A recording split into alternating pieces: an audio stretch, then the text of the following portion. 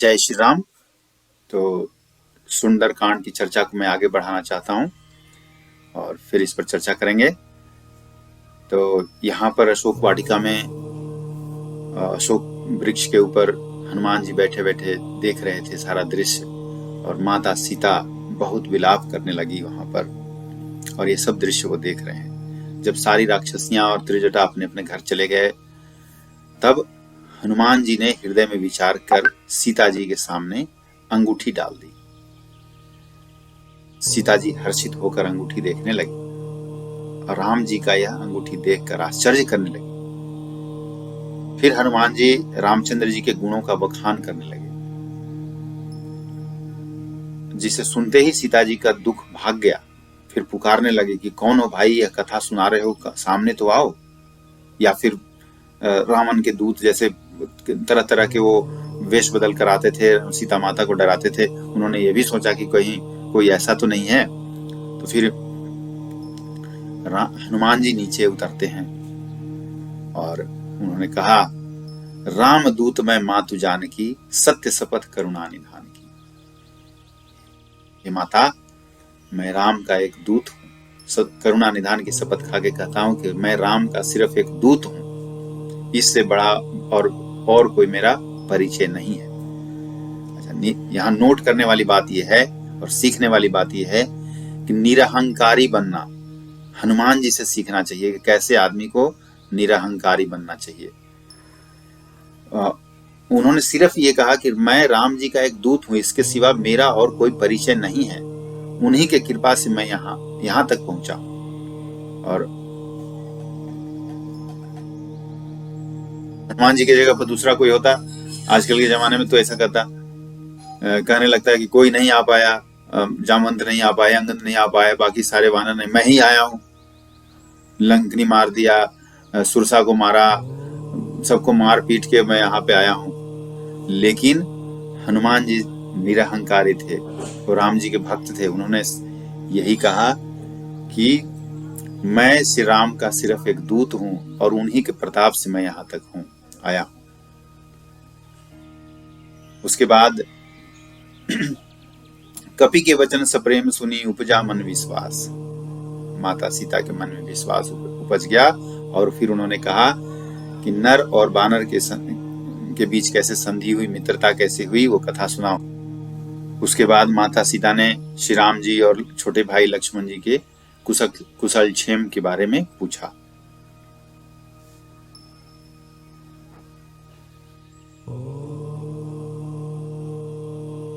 फिर हनुमान जी ने कहा कि कुछ दिन और धीरज रखो माई, कछु दिवस धीरज धरु,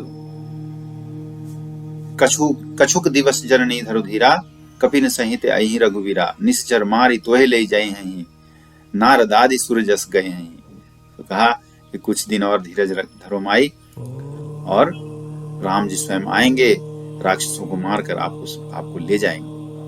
उन्होंने यह भी कहा कि ले जाने को तो मैं भी ले जा सकता हूं आपको, लेकिन प्रभु की आज्ञा नहीं है। फिर सीता जी ने कहा, हे पुत्र, सब वानर तुम्हारे ही समान नन्हे नन्हे से होंगे, और यहाँ राक्षस तो बड़े बड़े बलवान योद्धा हैं, बड़े बड़े हैं, विशाल हैं। तो सीता जी ने कहा, मोर हृदय परम संदेहा, सुनि कपि प्रकट किन्ह निज देहा, कनक भूधराकार शरीरा, समर भयंकर अति बलबीरा। यह सुनकर हनुमान जी ने अपना शरीर प्रकट किया। सोने के पर्वत सुमेरु के आकार का अत्यंत विशाल शरीर था, जो युद्ध में शत्रुओं के हृदय में भय उत्पन्न करने वाला अत्यंत बलवान और वीर था। यह देखकर सीता जी के मन में विश्वास हुआ। हनुमान जी फिर छोटा रूप धारण कर लिए और कहा, माता सुनो, वानरों में बहुत बल बुद्धि नहीं होती, परंतु प्रभु के प्रताप से अत्यंत निर्बल भी महान बलवान को मार सकता है। हनुमान जी सीता माता के चरण में शीश नवाए और आशीर्वाद ली, माता से आज्ञा लेकर चल पड़े। हनुमान जी ने कहा कि थोड़ा रावण से मिलाऊं और अपने शक्ति का परिचय करवाऊं।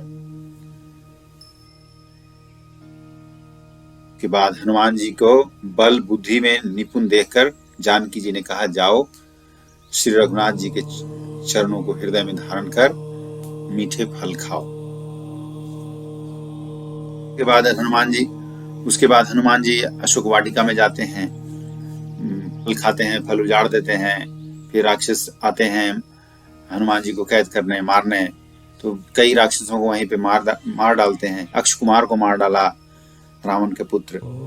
फिर अंत में मेघनाथ को आना पड़ता है। अब मेघनाथ से भी बहुत लड़ाई हुई।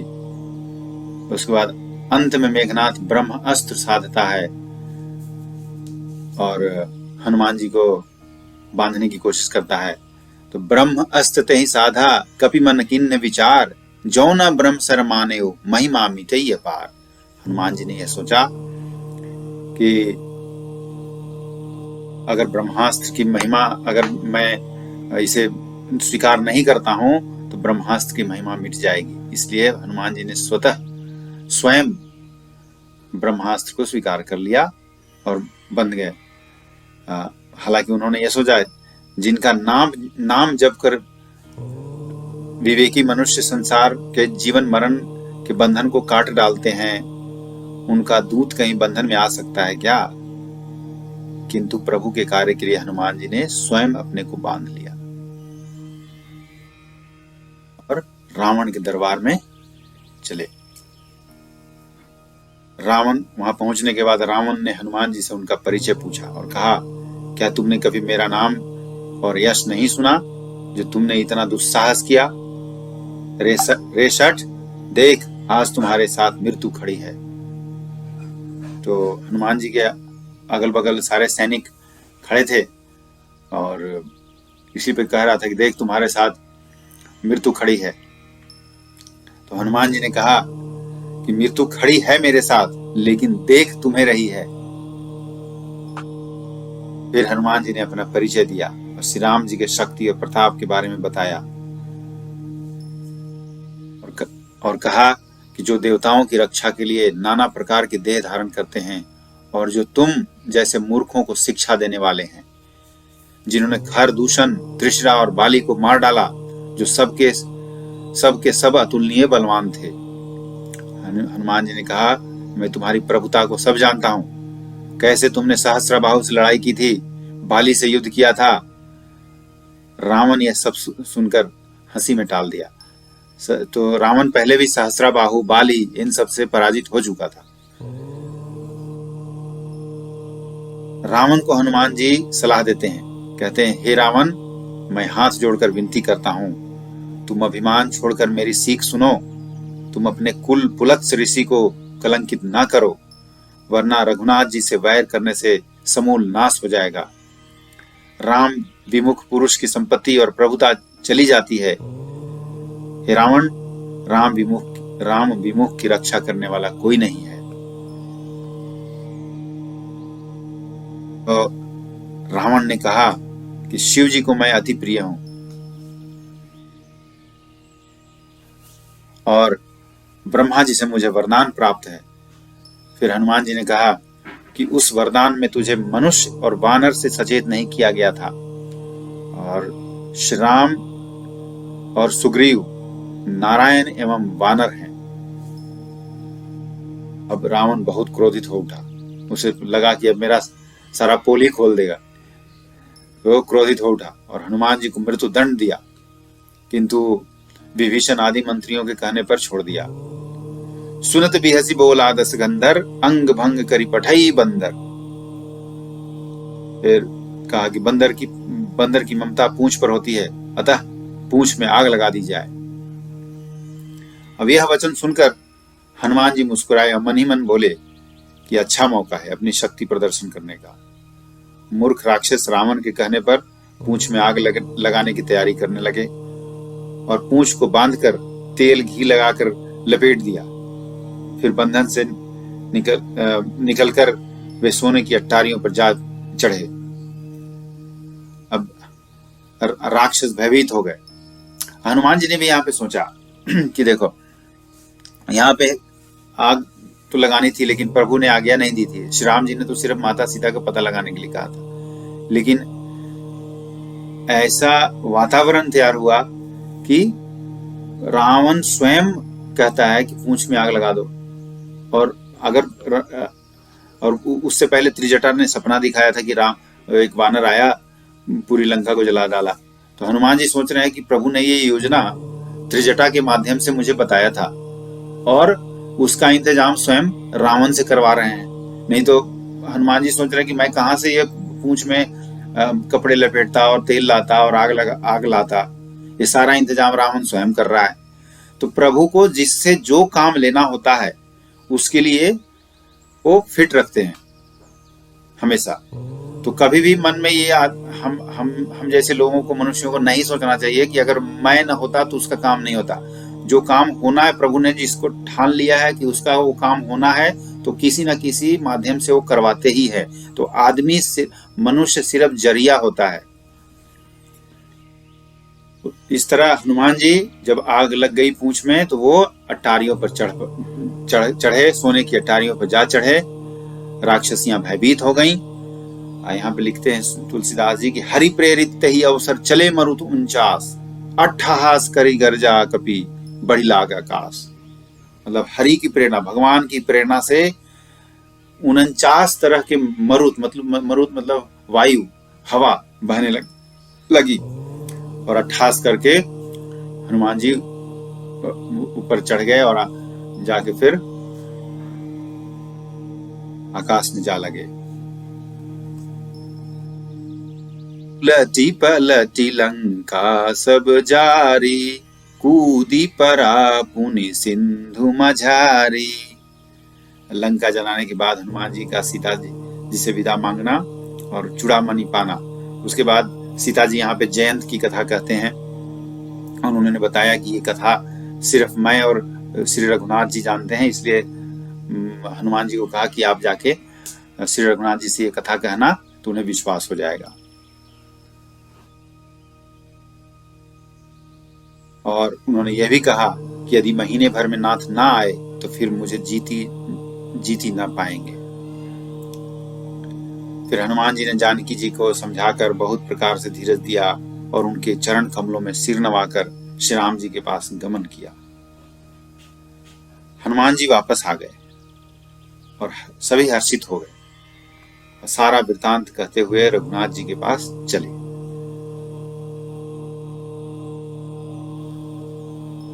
राम कपिन जब आवत देखा, किए काजुमन हरस विशेषा, फटिक शिला बैठे दो भाई, परे सकल कपि चरणी ने जाई। फिर रघुनाथ जी ने प्रेम सहित गले लगकर हनुमान जी से मिले और कुशल पूछी। तो यहाँ पर जामवंत जी ने कहा, हे नाथ, आपके चरण कमलों के दर्शन पाने से सब कुशल है। हे रघुनाथ जी सुनिए, हे नाथ, जिस पर आप दया करते हैं उसे सदा कल्याण और निरंतर कुशल है। देवता, मनुष्य और मुनि सभी उस पर प्रसन्न रहते हैं।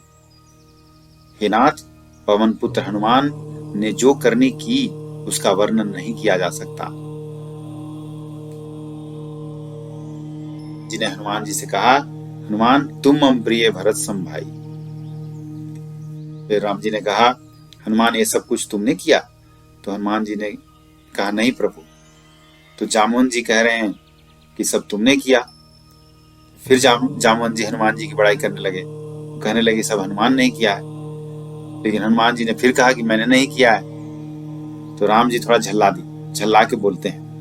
उन्होंने कहा, तो तुमने नहीं किया तो क्या मैंने किया है?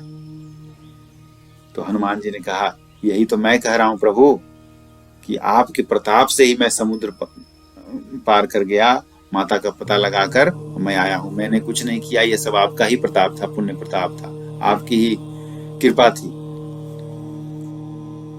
फिर हनुमान जी ने माता सीता के कष्टों के बारे में बताया। सीता जी का दुख सुनकर सुख के धाम प्रभु के कमल नेत्रों में जल भराया।